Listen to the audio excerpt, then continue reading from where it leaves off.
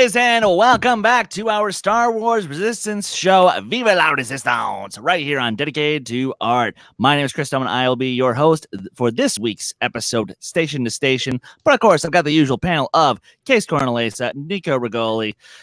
Gentlemen, but we have to address the elephant in the room here. So we've been gone for a couple of weeks because, I was on vacation. I know. Sorry.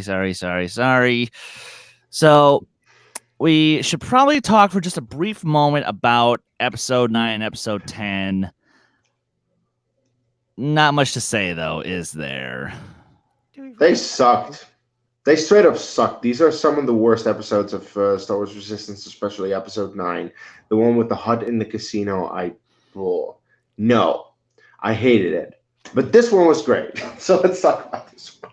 Yeah, it felt like they were dragging their feet a little bit with those most recent 2 episodes before the one from this week.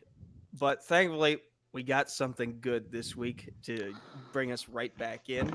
And is this the last episode before they take a quick break for winter? I believe so. Because I'm seeing teasers online for one more episode. So then maybe there's one more. Either way, yeah, there is going to be a little bit of a break coming up here. And I'll just quickly say, I didn't hate the episode that took place on the casino, but I do think episode 10, the one of Kaz's curse, that that was that to me is the worst episode of the season and probably the worst episode in the show. Like, at least with the casino one, we had a fun little atmosphere. We had like a fun setting. I loved it. We got some actual races again, but simultaneously, then you get the Kaz's curse one, and literally nothing happens. It's just boring. And okay, I do want to say, according to Wikipedia, episodes are going to come out every week, just no break. Oh, okay. Then never mind. That is according to Wikipedia. That's not a reliable source, but that is at least something. Well, the more you know. But yeah, so that said, criticisms on the last 2 episodes aside, which again, I wish that there was a little more effort thrown at them, but I do sometimes get it where, when you have to work on the final season, and unfortunately you had other seasons probably planned, but you got canned thanks to the House of Mouse. Good job on that one, Disney. You've kind of, you're stuck with what we got, and it's kind of a damn shame. But we make up for that with the latest episode, Station to Station, which sees we start off with Tam and Rucklin, funny enough. And their assignment is to make a supply run over to a station called the Titan, which Chance. Yes, exactly. Sadly, no purple dudes trying to conquer the universe running around that station, but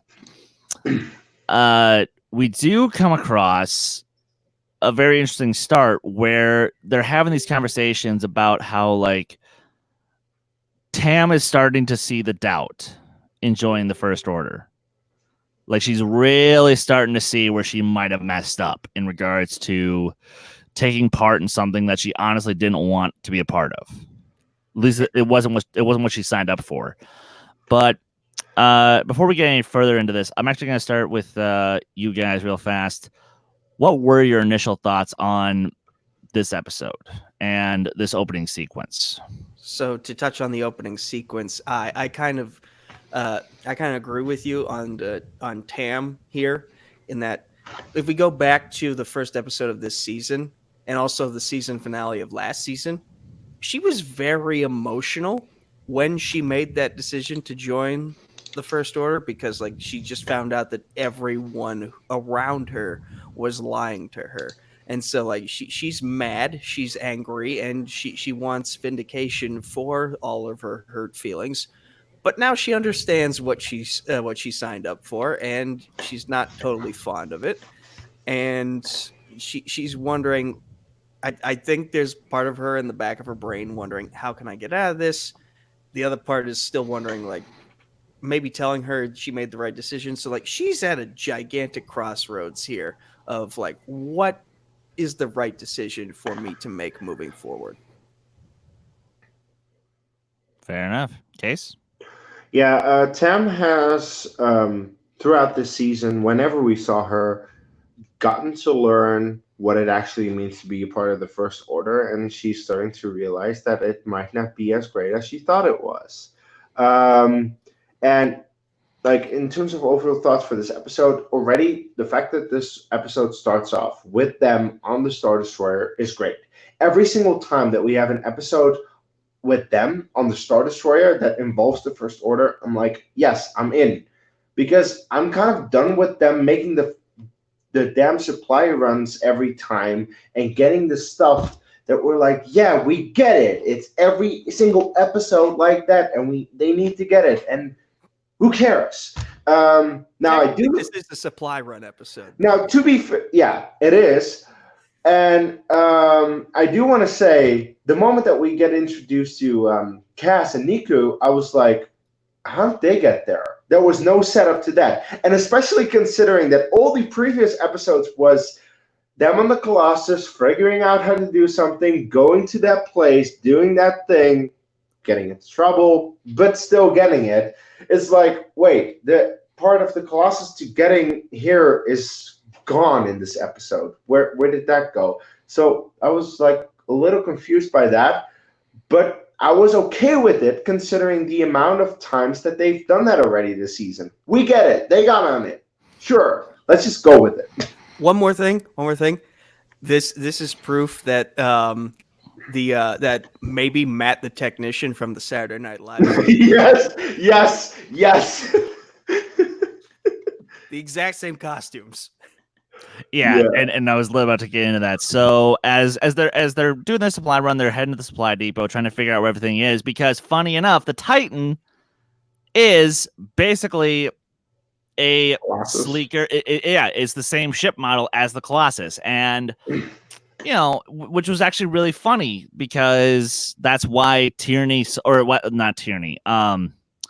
Their captain shows them for the mission because they know how to get around that kind of station. But what I also found hilarious was they bump into this this technician who, for a hot second you're like, wait a minute, is that? And then he's trying to mask his voice by sounding all gruff and tough and dropping down an octave. And you know what? Of course it was Kaz. And actually, quick side note: props to Christopher Sean for actually kind of convincingly going for a tough guy voice. Like, I kind of want to see him have that kind of character in a future project, but it's still hilarious that was his choice for going with that. And then, of course, Niku and CB23 are tagging along for the ride because why not? And CB23 has the worst paint job ever. Oh my god, yeah. Like, well, I miss Sabine. I miss Sabine very much right now. Yes, Chopper in any of the Rebels episodes where he got painted way better, this way was better. But simultaneously, that was cute about this. Like, I actually enjoyed that because it showed the shabbiness of that. They couldn't find a perfect disguise for CB. Yet I was incredibly happy with the fact that we got this mission and now we're having our two quote unquote leads for the season have a possible meetup. Well, does it happen? Well, we'll get there in a second, but it is interesting that we finally have Kaz and Tam in the same place, even if it is by complete accident. But that's nice. Exactly. And so here, then Kaz, like, what were some of your thoughts about some of that early bits of just seeing that it's Kaz and Niku trying to sneak around in sort of that traditional fun Star Wars, sneaking around in disguise? Well, as you guys said already, Matt the radar technician, that costume was just I was watching it with my girlfriend, of course, and we were just like, yeah, we know that it's funny. But the nice thing about the revealing Cass is that the first time he passes through, even us as the audience doesn't necessarily recognize him because he initially it just seems like he's passing through. And the moment that Tam starts to suspect something, you're starting to suspect something. Like, hey, is it Cass? Oh yeah, it is Cass.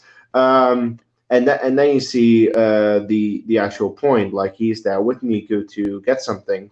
And at that point, you're wondering, how are they going to tie this in? Because at that point, you just want them to bump into each other, have a conversation, and see how that unfolds. Because that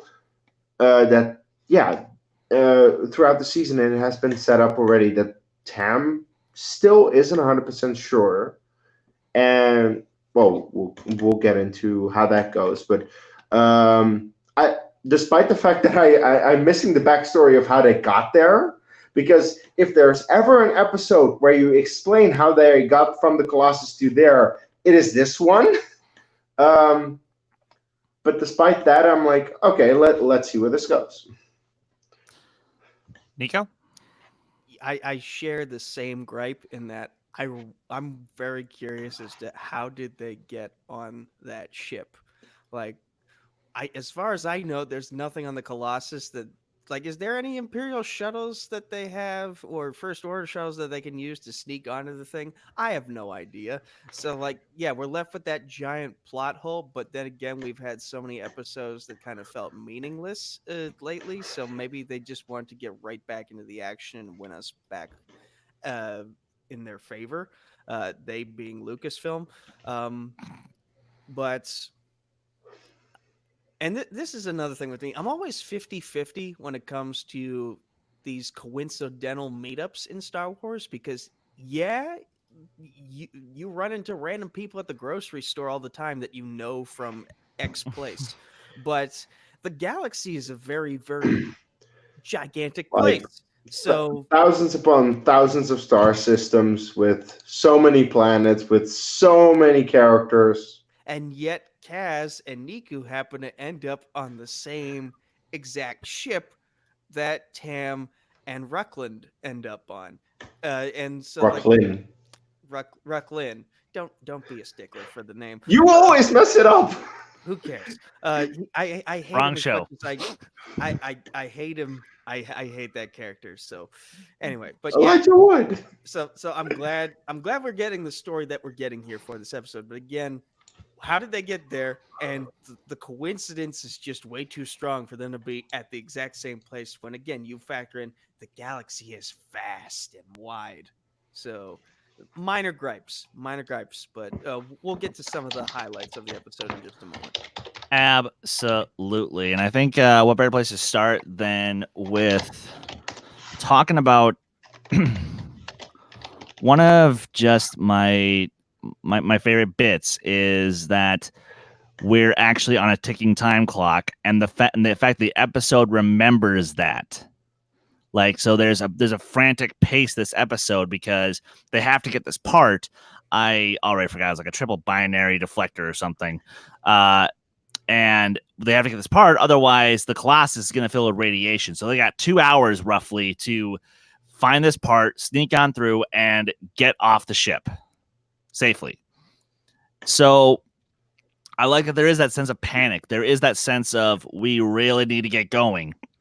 So it doesn't really let up for anything, even when our dear old pal Jace, who is noticing Tam's acting a little off. He's noticing that there's some stuff going on the station. So he has a little investigation. And what does this scumbag decide to do? He decides to follow his instincts and follow this very interesting looking droid that doesn't quite look like your typical BB-9E.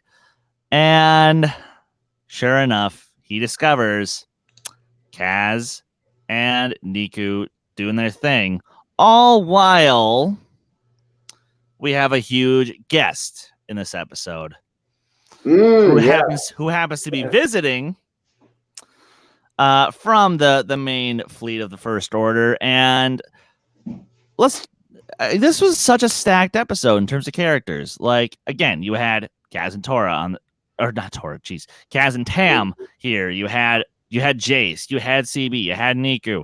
But then on the villain side, who do you got? You've got Commander Pyres, great to see him again. And all remaining systems shall bow to the First Order. Yes, General Hux is hanging out today. Just doing a routine inspection because apparently Kylo's not a fan of how all the fuel stations have been acting, or he's making sure that all the fuel stations are working properly. So yeah, I love how Hux is basically just, being Kylo's errand boy by this point. And I love it because he kind of deserved it after Last Jedi. But before we get back to Jace and all that, Case, as someone who has that entire speech from Force Awakens memorized, I do. What are your thoughts on seeing Armitage in this movie? Movie. That's interesting. It's an episode. Oh, you know. I'm a little disappointed. First of all, because it was Donald Gleason. It was different voice, and it sticks out. Second of all, I felt he was a little out of character compared to how he is in The Last Jedi, and how he is in The Rise of Skywalker. Not saying anything more. Yeah, I felt he was a little bit out of character compared to what he is. Despite the fact that him being an errand boy, yes, that's funny. But yeah, it's like Wedge in Rebels. It doesn't matter if we have him in there. If you don't get the character right as he is in movies, then I'm not going to like it that much. So, yeah, in retrospect, I'm not the biggest fan of Hux in this episode, and I felt that he was kind of unnecessary, and he was put in there for the sake of being put in there. Maybe they did put him in there because this is the last episode before The Rise of Skywalker to set something up, and I hope that they do with that. But we're yet to see that. I don't know. Fair enough. Nico?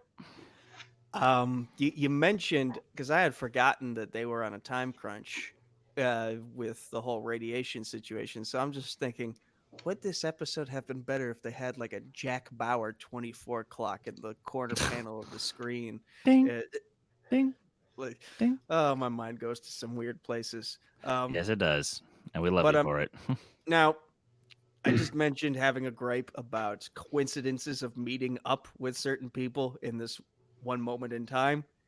But Hux has never interacted with Kaz and Niku, at least not directly. So this makes more sense for me in that, it makes sense that the second in command of the First Order would be on this ship at this time, and Kaz and Niku just so happen to be here also at this exact time.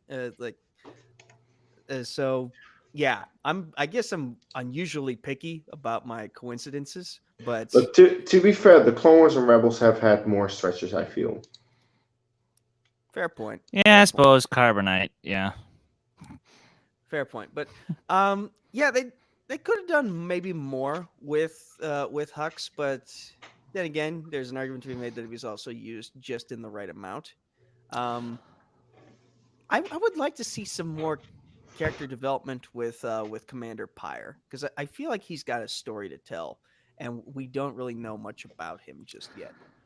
I'm actually on the complete opposite side with you on that. I think Pyre was used pretty perfectly, and we kind of know his story. He's just always been very gung-ho for the First Order. He's, sure, I'm sure he wishes he had a little more respect from his superiors like Hux and Kylo and whomever, but he knows his place. And damn it, that's fine. Sorry. No, it's fine. It's fine. Do what you gotta do. No, I'm here. Yep. And one of the things about Pyre that I just think they've nailed is that we don't get all the details. Whereas someone like Phasma, who was built up time and time again, you feel like you need to know more about her. Pyre, I think they got it just right. They've told us enough about him that you get the picture, but you don't need all of the details with him anyway. And plus, we know for a fact that when he fails next time, his ass is grass. Yeah. I can't wait for that. And I love how we just got a little tease of, what could potentially happen to him should he fail again, and I think he will. Anyway, so back to Jace and Kaz and Niku. I'm kind of surprised that even though Kaz should clearly know that Jace is now 100% evil, he, like I said back when we first met the character in episode 3 of season 1, Yeah. He is the Rolf from Sound and Music. He was started off a decent enough guy, but now he's full on committed to playing with the Nazis. So, but I still actually kind of admire is that Kaz still tries to get through to him. Even though, for all intents and purposes, the dude needs to just let this go. He needs to stop. He needs to stop trying to give so many chances to people who probably don't deserve it. But I admire that about Kaz. I kind of wish he'd stop, but I'm so glad he still tries to give chances. Anybody else feel my frustration on this? Half and half. Yeah. And I'll let you go first, Case. Gas is way too naive. Way too naive. On the other hand, so is Jace, because he doesn't straight up shoot them when he sees them. Because he has all the opportunities of shooting Cass and Niku, or at least stun them, and he doesn't do that. Why? Because it's a kid's show, and the episode requires that to happen. Okay. I don't feel like it's naivety with Rucklin. I think it's more so arrogance. Like ever since we were first introduced to him, he's had this swagger about him where he thinks he's better than everybody else and he hasn't gotten the respect that he deserves. And so like when the moment is finally there where he has Cass at his whim, he's like, I'm going to savor this and relish this for as long as I possibly can. I'm going to trap you in this room and I'm going to get you arrested and I'm going to get the biggest promotion the First Order can give me. And Phil, no. I feel that this is purely kid show writing for the sake of the episode plot requiring that from the writing. Because otherwise, yes, you have your main characters shot down, either stunned or dead. You can't have that, of course, because our main characters need to survive. And you can't. I feel you can't explain it away with a character being that way. No, because if Jace had shot them or at least stunned them right then and there, he would have been like, "Hey, I got 2 resistance spies right here. We can take him prisoner, lock him up somewhere." And the First Order would give him that promotion.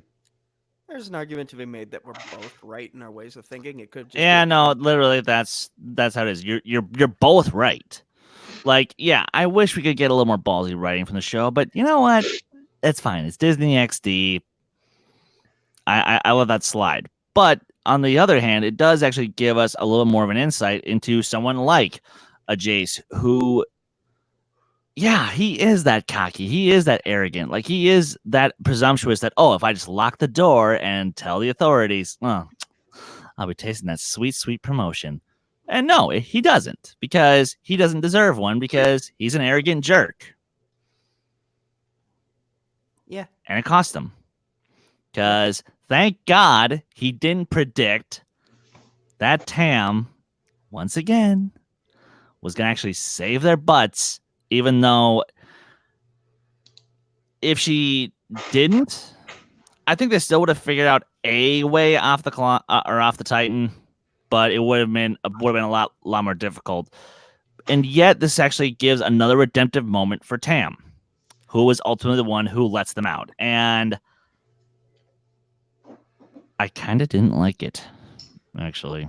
Well, this moment is partially why I'm okay with Kaz being the way he is and doing the things he does, giving certain people who maybe don't deserve second chances, he keeps trying to give them second chances, because in a way he was right.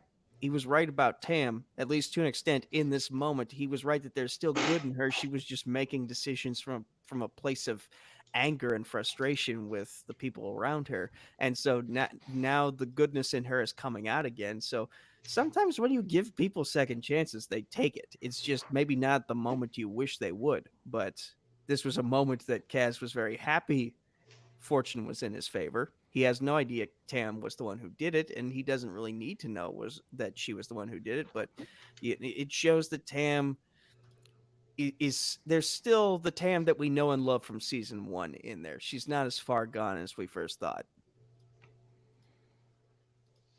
Yeah. Case. What was the question? Sorry. Sorry. Thoughts on Tam being the one who busted out Kaz and Niku? Well, as I said, it makes sense. We've had the setup. Yeah. I have no thoughts on it. I already said my piece. All right, fair enough.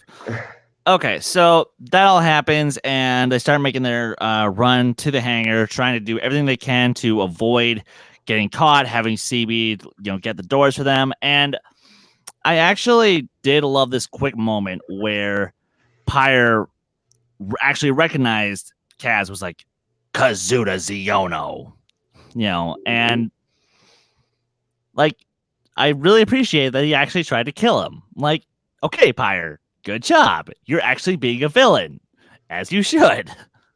Take notes, Chase. Anyway. Yes. Take notes, Jesus. But this does lead to what I actually do think makes up for all of my issues with the episode, and that was the last 4 or 5 minutes. Everything that happens in the hangar was awesome. This entire sequence was, for me, just a blast to watch. I loved how they have to do the sneaking around. Again, very Star Wars, very typical of this kind of stuff, and I loved it. But then they have to have CB activate a crane to lift them on top of some like cargo or whatever the hell it was. It fell apart like dominoes. Yeah, exactly. And and while it's all is happening, the stormtroopers are shooting at them, and of course they're missing because it's stormtroopers. They never hit anything. You couldn't pay them to hit anything. But and the music is obviously pretty good in this episode, and it's going, and they're getting shot at, and the cranes are spinning out of control. And yeah, like you mentioned, they run across a bunch of what looked like storage containers, and they start falling apart like dominoes. And as they're running off, time is of the essence, and CB-23 gets into a fight with a couple of the BB-9s, which I'm like, oh, we already did this. But I'm excited by everything else going on, so yay! And what I personally loved about this whole entire sequence was just the fact that it still had that spirit of the original Star Wars. Sorry to draw so many comparisons, guys, but seeing as how it's Rise of Skywalker, we've all been doing our rewatch of the films, and I actually haven't. I started with like the first 10 minutes of Phantom Menace, and then kind of just got wrapped up in other things. I'm bad at rewatching. You were busy trying to graduate, so yeah. But yeah, no, and of course our hapless trio managed to escape while getting shot at. And I did love how Jace, again, in his arrogance, was like, and now they're going to name me commander. I'm going to get a promotion. And then Tam is like, there goes your promotion. Commander. And I'm just like, Tam, I can't wait for you to be back. So, yes. Yeah, no, guys, let's, tell me what you thought about the finale of the episode. Well, what is going on in the meantime is that Tierney is actually in on it. She found out what is happening, and she sees Tam do a couple of things again.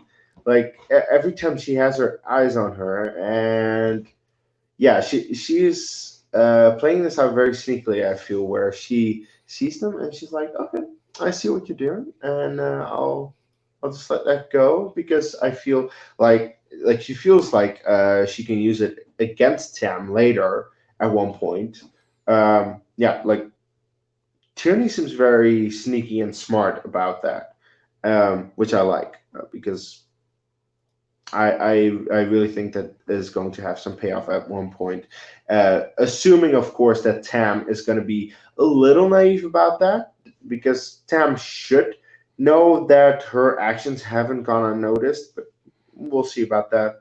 But yeah, like this end scene was a lot of fun. That this end scene is essentially why I like this episode, because yeah, it's fun, and they get out of there, but they have some hiccups along the way. It doesn't go very formulaic like the past couple of episodes have gone. So that was nice. That's all I can say for now. All right, Nico. Tierney, I'd say she's like Resistance's Thrawn in that she's a chess player. She's constantly looking at what everyone in the game is doing and just figuring out how she can map out her next 10 moves. Like she's very smart. She's very smart, and we're gonna see what the big game plan is of hers. I think within a few more episodes. As the season gets closer to wrapping up. Basically, any mission that involves Kaz is going to have some sort of chaotic cartoon nonsense because that's just who he is. He flails his way to victory, not gracefully like Usain Bolt at the finish line. He's more like, I'm going to trip and somehow land at the finish line before everyone else does. But it works out for him. If it ain't broke, don't fix it. And yeah, no one died on the Colossus, thankfully. So Yes. and that was the objective, was to make sure nobody died of horrible radiation. Although there's a probability that maybe someone would become the Captain Marvel of the Star Wars universe if the radiation had gone off. That's just a thought there. But yeah, those are my final thoughts. All right, fair enough. I'll just simply say I'm so glad we got returned to form. I'm so glad that the slapstick was back to being funny again. I'm so glad that the jokes were actually very good, especially Niku's little you know, he does that 3 times whenever someone asks him a question, and it's so Niku. I love it. You know, and especially again, as you mentioned. Sorry, please, Case. Oh, now I see what he's doing. Yes, exactly. Yeah, yeah. Oh yeah. And as you mentioned, you know, Tierney, I want to see more of her master plan, and I want to see Pyre mess up one more time because, it's gonna be so sweet to see him kick the bucket. It's gonna be so very sweet. But I believe that's about all we've really got on this week's episode. So, guys, thank you for tuning in to this week's episode of Viva la Resistance. We hope you enjoyed it. Please leave a like, leave a comment down below, subscribe to the channel if you haven't already. And Case, where may the good folks find you online? You can find me at Dutch Movie Guy on Twitter, Case Cornelius on Facebook and Letterboxd. Doing a quick spoiler-free review of The Rise of Skywalker. It's up right now because, I saw it. You can also check out our Mandalorian reviews that we do on this channel because, hey, of course, besides The Resistance, The Mandalorian is going on, so check out those reviews, and I think that's it. All right, Nico, where can the good folks find you online? Facebook, Twitter, YouTube at Nico Suave Regoli, or just Nico Suave with 4 random meaningless numbers at the end on Discord. Combat Wrestling Trivia on Facebook, Combat Wrestling Network on YouTube. The poorly made Twitter handle is at Combat Wrestling. The number 2, there is no letter G. We've got some awesome stuff coming out in 2020 on that channel. I am the TMG Entertainment Chokeslam Debate Champion of the World. Catch me defending the title in 2020. And of course, right here on Dedicated to Art in All Places, Case just said, Chris will say, Trivia for Thon 2 announcement video coming within the next 2 days. Reactors from the Schmodown space. Get ready because I want you to help spread the word. Absolutely. And of course, you guys can follow me on Twitter, Instagram, Stardust, Letterboxd, and Discord at Skywalker Doman. You guys can follow this very channel on Twitter and Instagram at D2A Channel. Please like our Facebook page, join our Facebook group, keep up with the conversation. This Friday on the Who Cares Anyway podcast, we're doing a non-spoiler review of The Rise of Skywalker. And of course, you guys sent me your lists, and we're going to do your ranking of the Star Wars movies according to you guys. And the week after that, kind of the last episode of the year, technically, I suppose, will be our full spoiler breakdown of Star Wars Episode 9, The Rise of Skywalker. It'll probably be longer than the movie is. Let's just be honest with ourselves here. Yeah. Probably. But until next time, guys, vive la resistance. May the force be with you always. Yeah.